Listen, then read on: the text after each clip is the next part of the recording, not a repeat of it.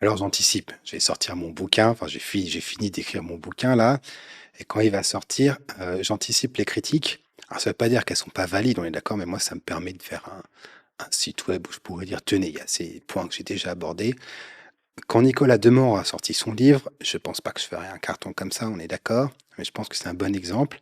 Il y a des gens qui l'ont emmerdé, il y a des gens qui l'ont emmerdé pour plein de raisons, entre autres le fait qu'il aurait fait le buzz en disant: «Je suis un malade mental» et ça n'a pas plu parce qu'il y a la police de la bien-pensance, la police des mots que tu vois nulle part ailleurs et tu sais pas sur le terrain, tu sais pas où ils sont, tu vois? Bon, mais par contre, dans les médias, sur internet et cetera, il y a une horde de gens qui viennent te dire comment il faut parler de la maladie mentale, comment il faut parler de la psychiatrie et comment est-ce que tu peux modifier les choses comme ça. Je suis pas sûr qu'on ait suffisamment de données pour dire que de changer quelques mots de cette façon diminue de façon durable la stigmatisation, mais pourquoi pas?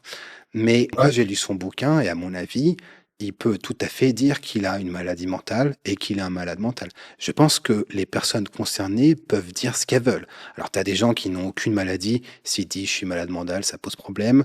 Tu vas me dire: «Ouais, mais du coup, est-ce qu'on met la limite?» et cetera. Honnêtement, tu lis son bouquin, je pense qu'il peut le dire, il y a pas de souci. Et du coup, moi, je dirais pas: «Je suis un malade mental» parce que je veux pas qu'on m'emmerde. Je dirais peut-être, «Je suis complètement taré» ou «Je suis complètement fracassé sans mes médocs» ou «J'ai le crâne déglingué». Il y aura probablement plein d'expressions comme ça qui vont choquer les gens et je suis pas là pour faire les mots. Je pense pas que ça fasse le buzz. Je le dirai parce que c'est vrai. Sans mes médocs, je suis cinglé si j'arrête mes médocs.